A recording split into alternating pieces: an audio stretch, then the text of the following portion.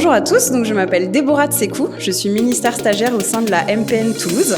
Bonjour, je m'appelle Jean Grandisson, j'habite à Choisy-la-Victoire, j'appartiens à la MPN de Buchelet. Je suis responsable d'un service événementiel à la ville de Paris. Je suis Léa, je suis en première année d'ITC et je viens de Rumilly. Je m'appelle Kofi, je suis pasteur au sein de cette église MPN Toulouse. Je m'appelle Sabrina Grandisson, je suis maman de 5 enfants, je suis mariée, j'ai 48 ans, je vis à Choisy-la-Victoire et je suis assistante maternelle. J'avais toujours eu le désir de connaître Dieu et j'avais pas d'enseignement à l'époque.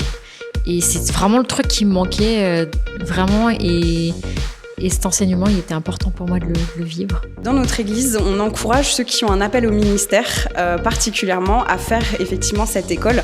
Pourquoi ? Parce que c'est important qu'on ait des bons fondements. Ces 2 ans, en fait, c'est pas un sprint, c'est un marathon. Et du coup, il faut vraiment tenir sur la distance, mais c'est très intéressant. On apprend beaucoup de choses, ça nous challenge, ça nous remet en question. C'est utile pour les gens qui font de la prédication, puisque on enseigne quelque part les personnes qui sont en face de nous. Donc, si on n'a pas approfondi la parole, on ne peut pas transmettre. Je fais partie des pionniers, des premiers qui ont fait la première année donc, de 2018. Donc ça a été très enrichissant. Donc j'ai commencé la première année, la deuxième année, j'ai fait la troisième année. On a un enseignement de qualité qui est totalement gratuit. Je crois que c'est une opportunité que Dieu donne à son Église, qu'il faut aussi qu'on a saisi. Et c'est quelque chose aussi qui permet en fait de remettre les bases, surtout pour ceux qui sont appelés à enseigner et à prêcher. En première année, j'ai eu beaucoup de cours préférés. Beaucoup de cours que j'ai beaucoup aimés, mais mon préféré, c'est l'herméneutique. Parce qu'on se rend compte qu'on lit la Bible, mais qu'on ne comprend pas toujours le sens des versets. On l'entend en fait avec notre raisonnement, alors que qu'on lit la Bible, on doit le lire, mais en se disant que la personne, l'auteur qui a écrit la Bible, n'était pas à la même époque que nous, quoi. Donc les mots ne veulent pas dire la même chose. Donc souvent, on a une interprétation qui n'est pas forcément la bonne. Les cours que j'ai préférés, alors bien sûr, il y a la bibliologie que j'enseigne au jour d'aujourd'hui. Pourquoi ce cours particulièrement ? Parce que c'est un cours qui est très concret, qui va nous permettre vraiment de comprendre comment a été élaborée la Bible, quelles sont les preuves scientifiques aussi qui démontrent l'inhérence et l'infaillibilité de la Bible. Donc que la Bible ne contient pas d'erreur, que la Bible n'a pas de faille et que vraiment on peut lui faire confiance. C'est vrai que souvent on parle de la foi, mais en fait la foi elle est concrète. Il y a des choses concrètes, scientifiques, des preuves concrètes de l'existence de ce qui est dans la Bible. Il y a des preuves archéologiques, il y a des preuves au niveau de la papyrologie et plein de choses comme ça. Et donc c'est vrai que c'est très intéressant. L'herméneutique, j'ai trop aimé parce que c'est comprendre ce que c'est et pourquoi on l'utilise. Et j'ai bien aimé le thème qu'on a eu sur la place de la femme dans l'église. Quand on regarde dans d'autres églises, la femme, on la met un peu de côté, on ne sait pas trop à quoi elle sert. Enfin, c'est le sentiment que j'ai toujours eu. Et c'est le sentiment que j'ai eu aussi pour moi. Qu'est-ce que Dieu il voulait pour moi ? Qu'est-ce que je faisais là ? Est-ce qu'il avait un plan pour moi ou non ? Et je pense que oui, Dieu a un plan pour chacune d'entre nous et on mérite notre place aussi. J'ai beaucoup aimé aussi le cours d'herméneutique qui permet d'interpréter un texte biblique et c'est vrai que ça rejoint beaucoup en fait la bibliologie.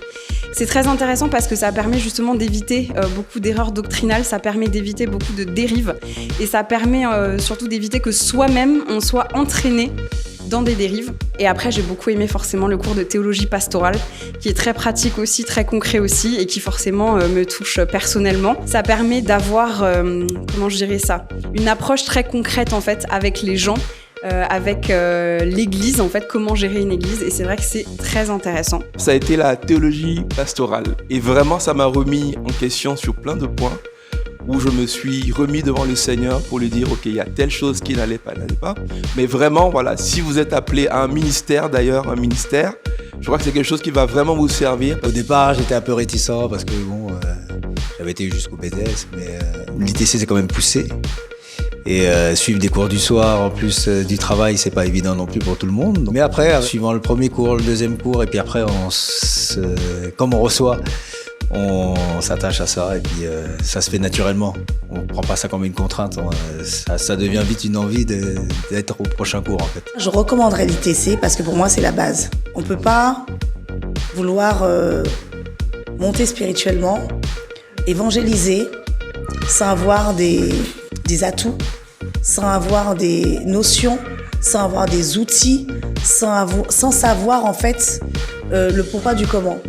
Et en fait, à l'ITC, il y a trop de matières qui sont importantes. Moi, ça m'a beaucoup aidé, ça m'a beaucoup challengé.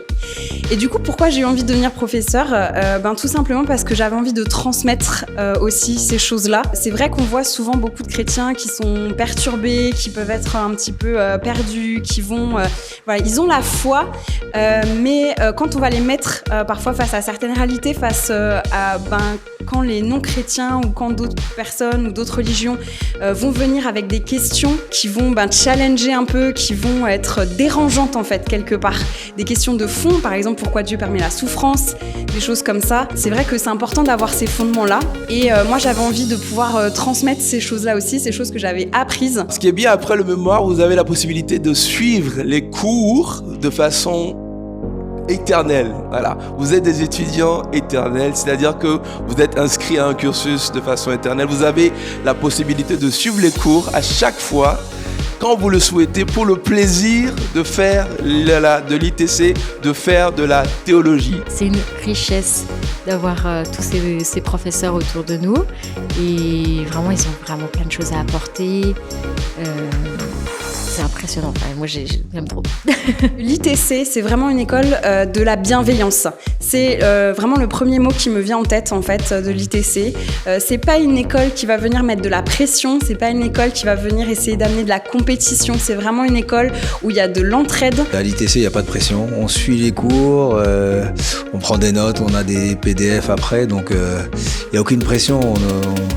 On fait les choses avec simplicité. Dans la Bible, il est écrit « Mon peuple périt par manque de connaissances ». Donc si tu veux pas périr par manque de connaissances, inscris-toi à l'ITC. Tu vas apprendre beaucoup de choses, tu vas avoir des notions, tu vas avoir des outils qui vont te permettre de grandir spirituellement. Nous sommes les témoins vivants de ce que l'ITC a fait au travers de nos vies. Donc il y a eu un avant et un après. La Bible nous dit dans Romains 12, verset 1, qu'on doit renouveler notre intelligence, de laisser le Saint-Esprit renouveler notre intelligence. Et je pense que cette école, c'est une école qui permet vraiment de faire ça.